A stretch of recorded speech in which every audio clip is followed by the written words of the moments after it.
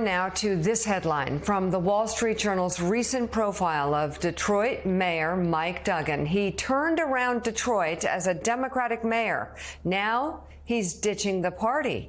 To the surprise of many, the career Democrat recently left his longtime party and is now running for governor of Michigan as an independent. The Journal describes his campaign as, quote, a long shot bid in one of the nation's most closely divided swing states. But Duggan has faced doubters before. He won his first mayoral primary as a write-in candidate and has brought back some of Detroit's vibrancy following the largest municipal bankruptcy in U.S. history. And Mayor Duggan joins us now. Mike Barnicle has the first question. Mike. Mayor Duggan, I'm wondering what turned you into an independent from being a Democrat, a successful Democratic mayor of Detroit? What made you run as an independent for governor? You know, I just had the feeling that people were fed up with the toxic fighting between the Republicans and Democrats. It's more intense in Michigan than almost any place, and thought maybe they want to try something other than politics as usual. And you know what the history is here. In 2013, when I ran for mayor, the city of Detroit was in bankruptcy. Half the street lights in the city were out. The parks were closed. We had the highest unemployment rate, the highest homicide rate in the country, and in an 83% black city that hadn't seen a white candidate for mayor in 40 years. I had been running the hospital system. People seemed to have confidence in that. And I just campaigned house to house, sitting with folks, saying, if we stop fighting with each other, we stop going city versus suburbs, Detroit versus Lansing, I think we can turn this city around. And of course, we've had a great deal of success with the jobs coming back, the violence going down, the riverfront being reopened. And I thought, what if we brought that kind of leadership to Lansing and stopped fighting with each other and got some things done?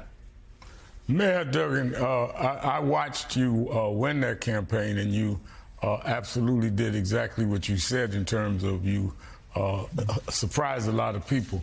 But let me ask you, as you run for governor now, and you see the runoff now with Mary Sheffield and Reverend Kinloch, do you feel that either of them, and Sheffield is way ahead, can continue what you did in terms of business and jobs and help those areas that have not advanced in the city of Detroit?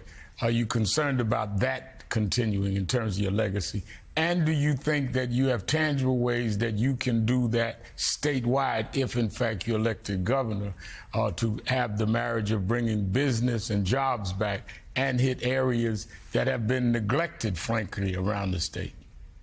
You're right. And Reverend, the way that it worked, when your city is headed toward bankruptcy and you've got the highest unemployment rate and the highest homicide rate in the country, the way you get reelected is by being the most skilled person at blaming somebody else. You got elected in Detroit by saying it was a suburb's fault, it was Washington's fault. And if I did anything, I'd change the politics of this city. We don't have us versus them politics. And every single night I would sit in houses saying, we need a city where it doesn't matter if you're black or brown or white. It doesn't matter if you're Christian or Jewish or Muslim. It doesn't matter if you're gay or straight. Everybody needs to be included. And people said, you can't win that way. Now we're watching candidates, Mary Sheffield and Pastor Kinloch, who came through the primary, running the same kind of campaign. We're going to represent everybody. We're going to take the recovery farther and reach more neighborhoods. And one of the most fascinating things is the last time a sitting city council member got elected mayor of Detroit was 1947.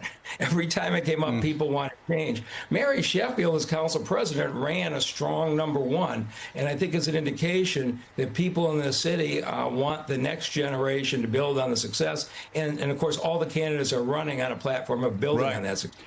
So, Mr. Mayor, obviously there are a lot of people who want independent candidates to start doing far better. The problem is right now it seems that American politics is a zero-sum game between Democrats and Republicans. Even your candidacy is concerning Democrats, and I would say for good reason, because if you split the Democratic vote, you help elect a Republican. How do we get past that?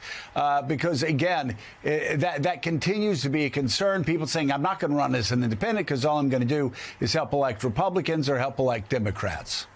Yeah, and so all of the polling here shows that now we have a three-way race for governor. I am drawing equally from Republicans and Democrats, and we just had the first fundraising report, and I think everybody was shocked. I raised more money than any of the Republican or Democratic candidates.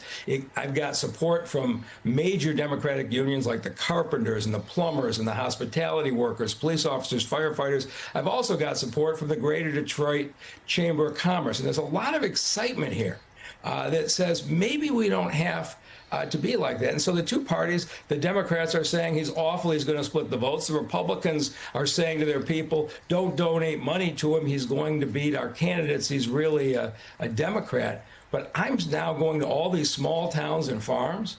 They are fed up with both parties. And in Michigan, we're 2 weeks away from school starting, and they don't even have a budget because the Republicans and Democrats are fighting with each other.